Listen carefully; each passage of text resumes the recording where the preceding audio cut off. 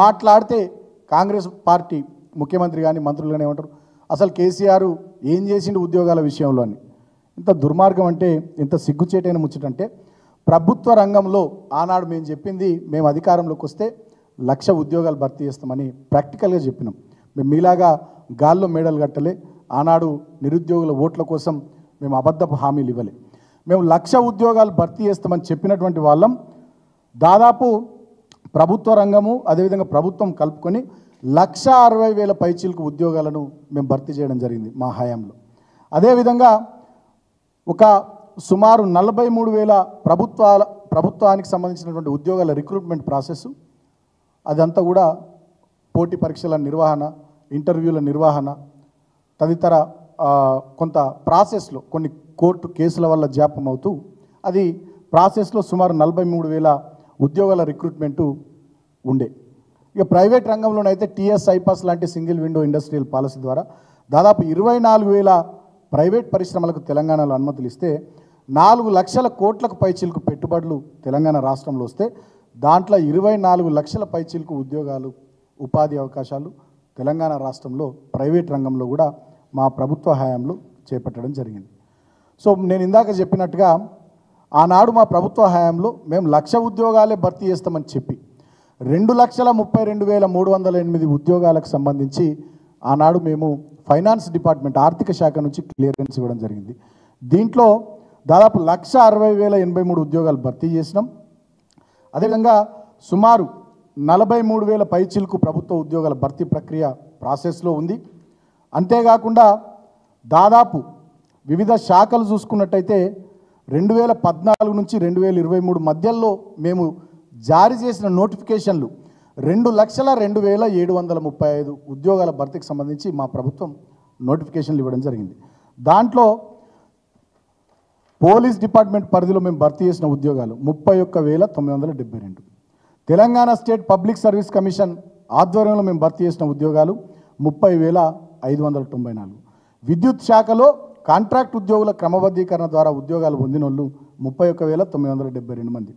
సింగరేణి కాలరీస్లో సుమారు 12,500 పైచిలకు మందికి ఆనాడు ఆ భర్తీ ప్రక్రియలో భాగంగా ఉద్యోగాలు వచ్చినాయి. వారసత్వ ఉద్యోగాలు తిరిగి తీసుకొని రావడం వల్ల ఈ 12,500 ఉద్యోగాలు వచ్చినాయి. ఇవి కాక ఇంకొక 5,000 ఉద్యోగాలు కూడా సింగరేణిలో మేము భర్తీ చేసినాం.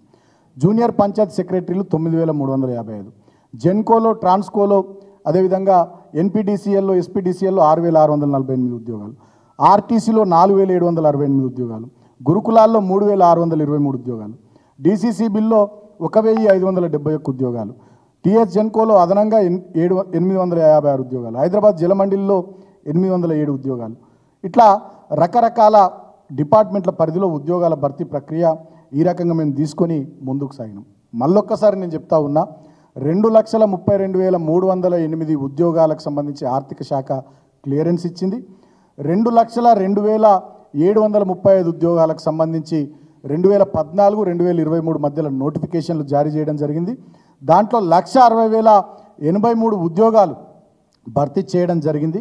ఇంకొక 42,000 పైచిలకు ఉద్యోగాలు వివిధ దశల్లో భర్తీ ప్రాసెస్లు ఉన్నాయి. దాంట్లో భాగంగానే మేము నిర్వహించినటువంటి పోటీ పరీక్షల్లో ఉత్తీర్ణులై నియామక పత్రాలు అందుకోవాల్సినటువంటి వాళ్ళు ఇవాళ మేము అధికారంలో లేము, వీళ్ళు అధికారంలోకి వచ్చారు కాబట్టి వీళ్ళ హయాంలో ఇప్పుడు ఒక 31,000 పైచిలకు మందికి నియామక పత్రాలు ఈ ప్రభుత్వం ఇవ్వవలసిన పరిస్థితి వచ్చింది. వాళ్ళు ఇస్తున్నారు.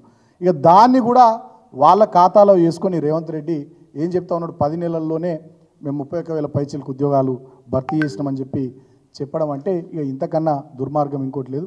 వేదాలు వల్లించే దయ్యాలు కూడా ముఖ్యమంత్రి మాటలు విని సిగ్గుపడతాయి. ఒక నోటిఫికేషన్ ఇవ్వకుండా, ఒక పోటీ పరీక్ష పెట్టకుండా, ఒక ఇంటర్వ్యూ కండక్ట్ చేయకుండా వీళ్ళు పోలీస్ డిపార్ట్మెంట్లో, నర్సింగ్ డిపార్ట్మెంట్లో, గురుకులాల్లో, వివిధ ఇంజనీరింగ్ శాఖల్లో, అదేవిధంగా ఎల్లుండి ఇవ్వబోతున్నటువంటి టీచర్ ఉద్యోగాల్లో మీరు ఎట్లా నియామక పత్రాలు ఇస్తారు? ఒక టీచర్ ఉద్యోగాలకు సంబంధించే 6,000 పైచిలకు ఉద్యోగాలకు మేము నోటిఫికేషన్ ఇచ్చినాం. దాన్ని రివైజ్ చేస్తూ వాళ్ళకు 5,000 యాడ్ చేసి 11,000 పైచిలకు ఉద్యోగాలకు నోటిఫికేషన్ మాత్రమే ఈ కాంగ్రెస్ ప్రభుత్వం ఇచ్చింది. ఇది ఒక్కటే టెస్ట్ మాత్రం వాళ్ళు పెట్టారు. మిగతా ఏం కూడా వాళ్ళు పెట్టింది లేదు, చేసింది లేదు. మిగతా ఉద్యోగాలన్నీ కూడా మా హయాంలో మేము ఇచ్చినాయి. సో నేను తెలంగాణ ప్రజలకు, తెలంగాణ నిరుద్యోగులకు నేను ఒక విజ్ఞప్తి చేయదలుచుకున్నాను. ఇవాళ రేవంత్ రెడ్డి ప్రభుత్వం, ఈ కాంగ్రెస్ ప్రభుత్వం ఈ ప్రభుత్వం యొక్క ప్రాధాన్యతలు, ఈ ప్రభుత్వం యొక్క ప్రాధాన్యాలు మర్చిపోయి పనిచేస్తూ ఉన్నారు, ప్రవర్తిస్తూ ఉన్నారు. వాళ్ళు చెప్పింది ఏంది, ఎన్నికల మేనిఫెస్టోలో 2 లక్షల ఉద్యోగాలు మొదటి సంవత్సరంలోనే భర్తీ చేస్తామన్నారు, అటకెక్కిచ్చారు. 6 గ్యారంటీలు అన్నారు, 6 గ్యారంటీల్లో 13 హామీలు అన్నారు, అవిటిని కూడా అటకెక్కిచ్చారు. మొన్నటిదాకా ముఖ్యమంత్రి, నేను అబద్ధాలకు బ్రాండ్ అంబాసిడర్ రేవంత్ రెడ్డి అని నేను ఎందుకంటున్నా, మొన్నటిదాకా ముఖ్యమంత్రి ఏం మాట మాట్లాడిండు, 2 లక్షల రుణమాఫీ అయిపోయింది, అందరు పటాకులు కొట్టుర్రి, స్వీట్లు వంచుర్రి, ఇక పాలాభిషేకాలు చేయరని ఈయన ఫోటోలు కూడా పంపించుకున్నాడు. ఊర్ల పొంటి పాలాభిషేకాలు అయిపోయినాయి, పటాకులు కొట్టుడు అయిపోయినాయి, కాంగ్రెస్ కార్యకర్తలై స్వీట్లు తినుడు అయిపోయినాయి, మిగతా దావతులన్నీ అయిపోయినాయి. ఏం చెప్పిండు, అయిపోయింది 2 లక్షల రుణమాఫీ అయిపోయిందని ముఖ్యమంత్రి అన్నాడు. మొన్న ప్రధానమంత్రి మహారాష్ట్రలో ప్రచారంలో, ఎన్నికల ప్రచార సభలో ఒక దాంట్లో మాట్లాడుతూ కాంగ్రెస్ పార్టీ అధికారంలోకి రావడానికి అక్కడ రైతుల రుణాలు మాఫీ చేస్తా అని చెప్పింది, తెలంగాణలో చెయ్యలేదు అని చెప్పి ప్రధానమంత్రి మాట్లాడంగానే నిన్న ప్రధానమంత్రికి ఉత్తరం రాసిండు ఎవరు, ముఖ్యమంత్రి రేవంత్ రెడ్డి. దాంట్లో ఏం చెప్తాడు ఆయన, 17,000 పైచిలకు కోట్లు మాత్రమే రైతుల రుణాలు మాఫీ చేసినామని చెప్తాడు. అసలు స్టేట్ లెవెల్ బ్యాంకర్స్ కమిటీ చెప్పింది ఏంది, first deputy CM finance minister బట్టి విక్రమార్క గారు మీటింగ్ పెడితే 49,500 కోట్ల రుణాలు ఉన్నాయి రైతులే ఈ రాష్ట్రంలో అని చెప్పింది.